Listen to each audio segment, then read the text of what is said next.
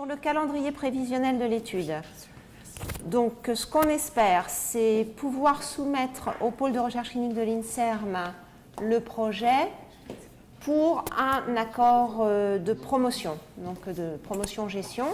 On avait eu un accord de principe au moment où on avait reçu le proposal de Radico Farda de l'INSERM. Néanmoins, pour qu'ils nous disent oui, c'est sûr, on est d'accord, il faut leur présenter le dossier complet, c'est-à-dire un protocole, les notices d'information, les annexes, tout ce qu'on demande aux patients, le CRF, bref, le dossier complet.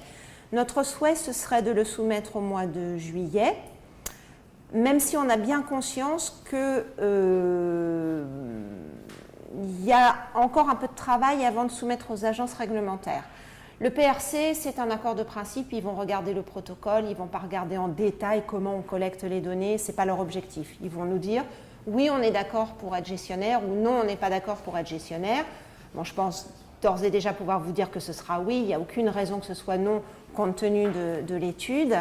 Ensuite, on était parti sur un avis du C2EI pour septembre, donc finalement ce sera CPP et non pas C2EI. Et il faut qu'on ait bien évidemment revu avec chacun d'entre vous le process des visites et donc le CRF avec tout ce qu'on collecte. Donc on vous fera des propositions le plus vite possible de tout ce qu'on a pu colliger à partir de vos cahiers cliniques. Donc initialement, puisqu'on était parti sur avis du C2EI puis CCTIRS-CNIL, c'était du séquentiel. Maintenant, si on fait un CPP, je pense qu'on fera CPP et CCTIRS en même temps, la soumission, pour ne pas perdre de temps. Le C2EI sont très très réactifs, donc on peut se permettre ce genre de choses, mais le CPP, ça peut être un peu long, donc on fera les deux en même temps. Et puis la CNIL pour la fin d'année. C'est notre objectif interne. Après, bien évidemment, il faut qu'on ait réussi à tout faire bien, parce qu'on ne peut pas soumettre un projet tant qu'il n'est pas complètement finalisé et qu'on n'a pas l'accord de tout le monde. Et comme c'est pas vraiment une cohorte, c'est plutôt une métacohorte, hein, il y a 9 pathos, donc forcément ça prend un petit peu de temps de mettre tout le monde sur la même longueur d'onde. Ensuite, lorsqu'on aura l'accord de la CNIL, donc la CNIL, je pense que vous êtes tous au courant, c'est un long processus, c'est assez difficile.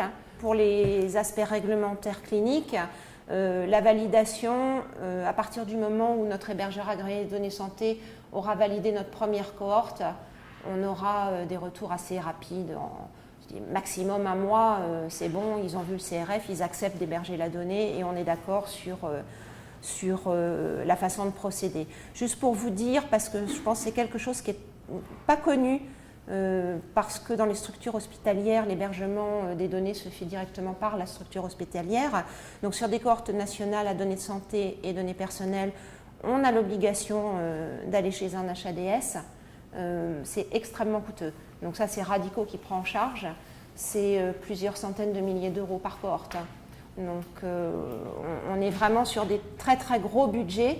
Et l'un des gros budgets de Radico, c'est d'assurer la sécurité des données patients collectées dans le cadre des cohortes. Ensuite, la fin d'étude, c'est selon le protocole, donc c'est dernière visite du dernier patient inclus, mais comme je vous disais tout à l'heure, on a écrit les choses pour pouvoir continuer à titre exploratoire et dans quelques temps, selon vos souhaits et selon comment se déroule l'étude, on fera des demandes d'amendement au protocole auprès des agences réglementaires pour étendre la cohorte de manière à ce qu'elle ne soit pas bornée dans le temps.